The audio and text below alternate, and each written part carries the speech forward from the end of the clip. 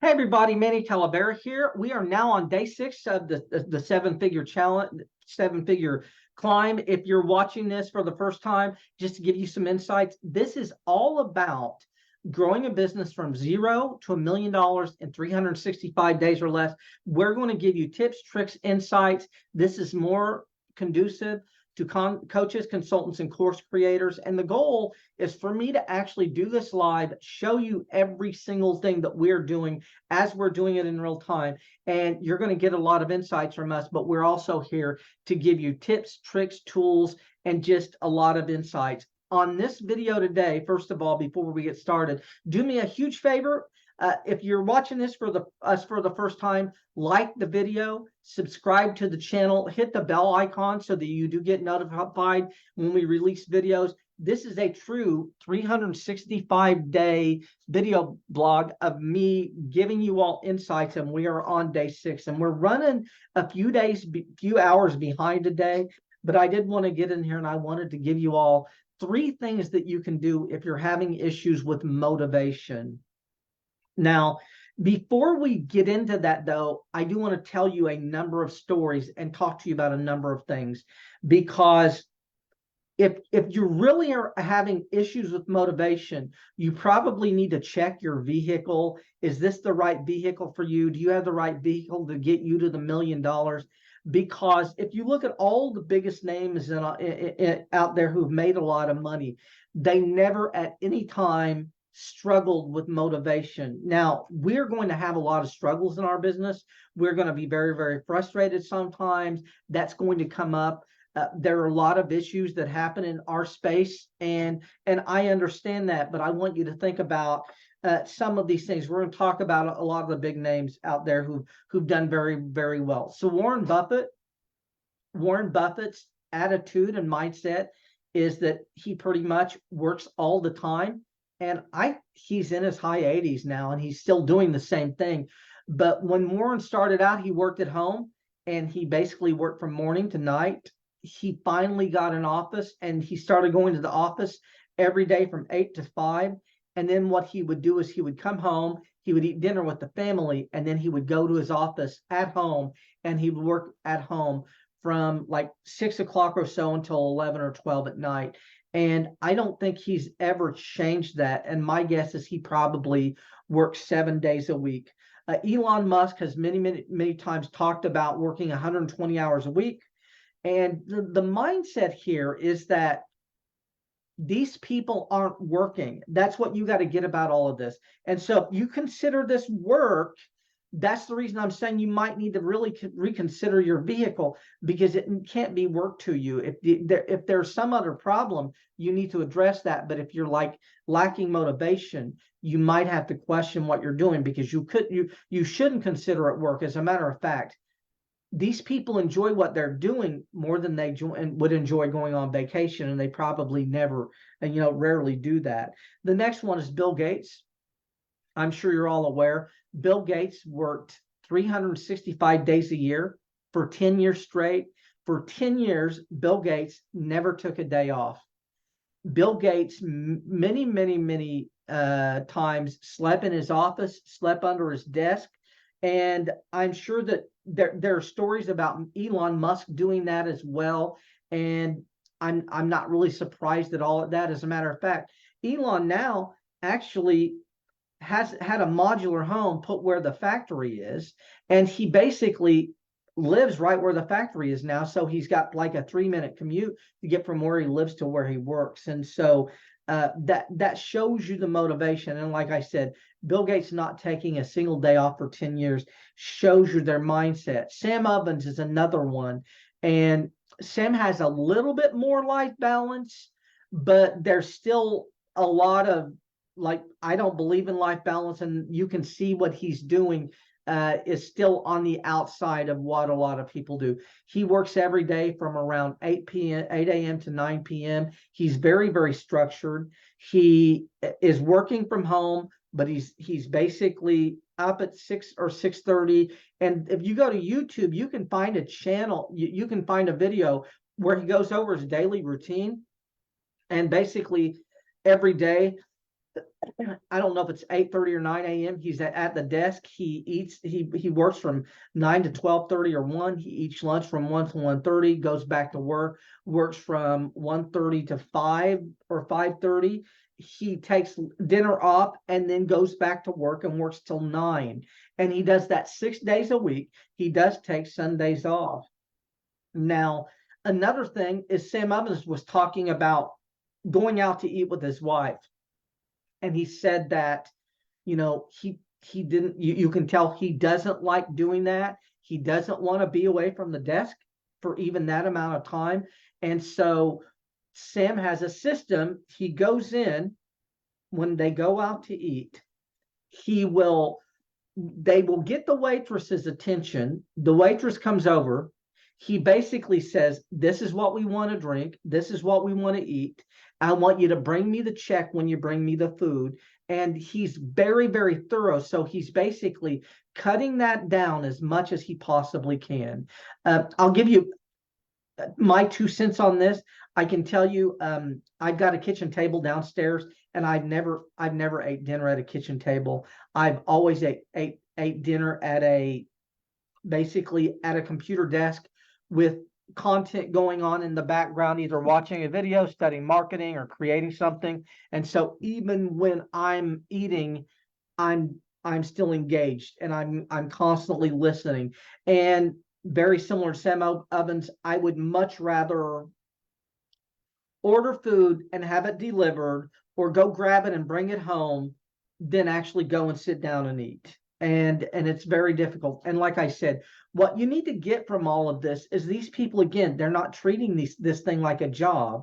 They're treating this thing like play, and they don't ever want to be away from it. And so that's kind of the mindset you got to have. And I'll give you one more story. And the other thing you got to keep in mind is Sam Evans is still doing this today, and he was doing it well after he made millions of dollars. And so, like I said, what it is the money isn't the ultimate goal. They really, really love what they're doing more than anything else they could do otherwise. And they would rather do this work than be on vacation. This is their vacation, and that's the mindset. And I'll tell you another story. There's a guy who owns a business in Indianapolis called Mr. Ice of Indianapolis. It's the biggest ice machine in Indiana. And I got an ice machine from him, and I got a deal on it because a friend of mine knew the person who owned the place. And my understanding is this guy, the operation is very, very large. He's probably got 50 or 100 employees. My understanding is he's got like 3,000 ice machines that are leased out. So they lease them, and we'll talk about that in a second. And so you got to figure that on average they're $100 a month.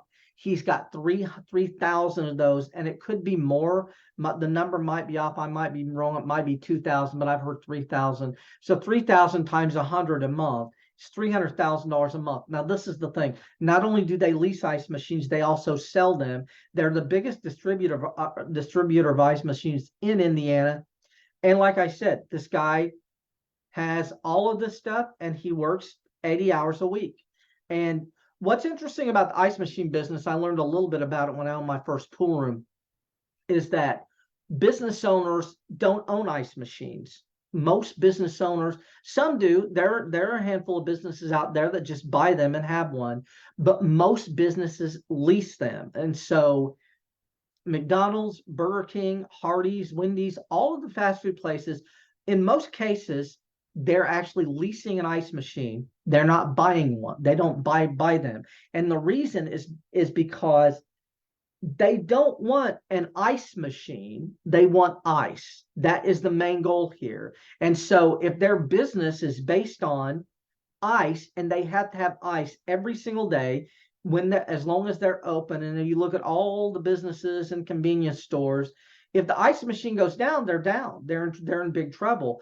And a lot of these places might even have two. Like if you look at most of the fast food places, a lot of them actually have 2 fountain drink machines, and they have two ice machines. They have one for each in a lot of cases. And sometimes that's the way it works. But what you got to keep in mind is the reason they don't want to own one is because if you own an ice machine and it breaks down, you call someone for service. Well, maybe you'll get someone in 30 minutes. Maybe you'll get someone an hour. Maybe you won't get someone for 2 days. These businesses can't be closed every minute they're closed. It's costing them literally thousands of dollars. And so what happens when you're leasing an ice machine and it breaks down, you call the people you're leasing it from, and within 20 minutes, they've got a tech there and they're fixing it. And if it can't be fixed within an hour, there's a contract that basically states they're going to bring you 50 pounds, 500 pounds, 5,000, whatever amount of ice you need, they're going to bring it to you. And so that's the reason hospitals, they have to have ice machines, and they don't rent them, they don't own them, they lease them, because they're basically wanting ice. And so the story that I heard was that, again, this guy's got 50 employees. Somebody told me that they went in there one day, the place is closed, it's a Sunday evening, and this guy's in there working on an ice machine. He's the only person in this probably 50,000 square foot warehouse, and he's tinkering with the ice machine. Now, this is the thing. He's probably got 50 people who are techs who can fix those. But his mindset is, I would rather do this. I'd rather be doing this than anything I could possibly be doing with all of the money these people make. And so I just want you to understand the mindset of how these people feel. I'll give you one more example, and then we're going to give you a few things you can do if you're lacking motivation. We're going to give you some ideas. But I can tell you, when I owned the pool room, it was a 365-day-a-year gig. And it was basically in most cases from noon to 3 a.m. And I would generally get there a little bit early, clean the place up some, and basically get ready for the day. But I can tell you that I would have an electronic buzz when I would open the doors and walk into that place. It was magnetic to me. And every day I couldn't wait to get there. As a matter of fact, I didn't like leaving there. And if it was a situation where I had to sleep there, I could have. It would not have bothered me a bit. And I never took a day off. I mean, I would go in there when I had the flu if I had to. And what we would do is, my girlfriend, who later on I married, the only thing that we would do, we would go out to eat on Monday nights when it was cooler. On Monday nights, we would go out to eat, and I would go into the pool room about 8 or 9 p.m. So I'd have someone else open it for me and get it going.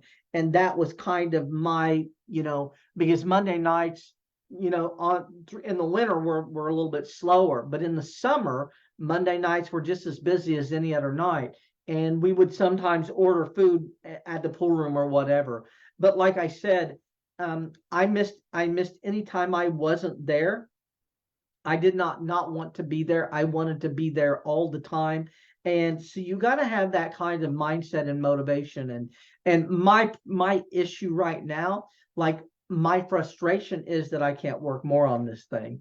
My frustration is we can't scale faster.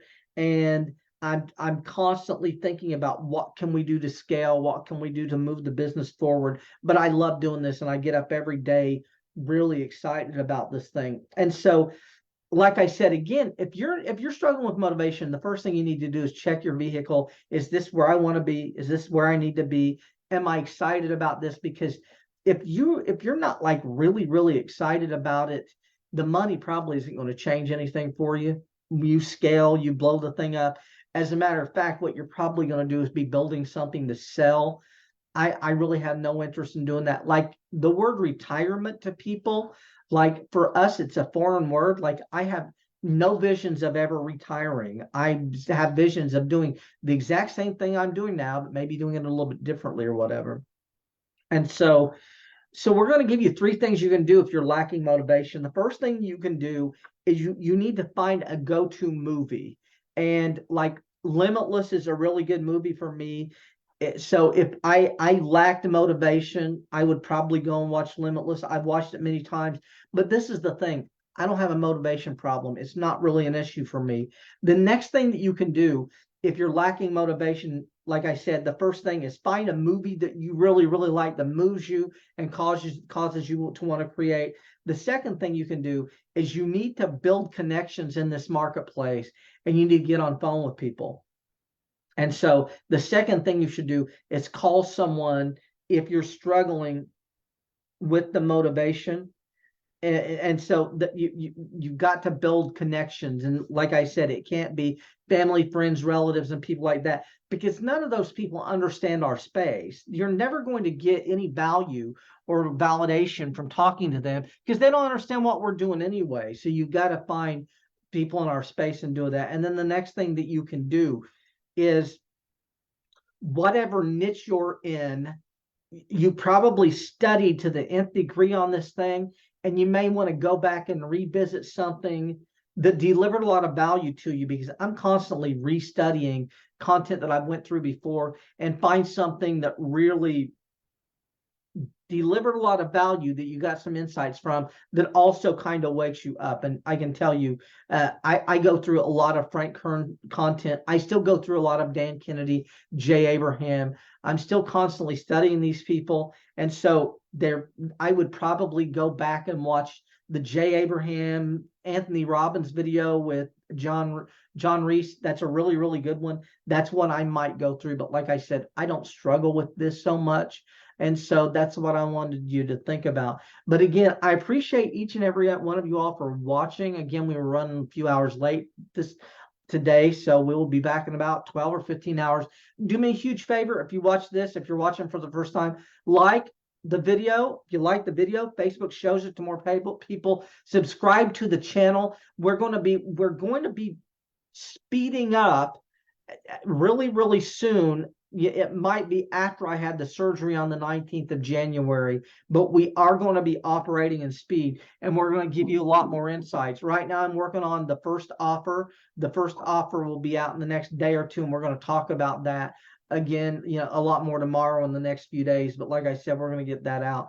But like, subscribe, and hit that bell icon, and we will see you in about 12 to 15 hours. We appreciate you all, and thanks a lot.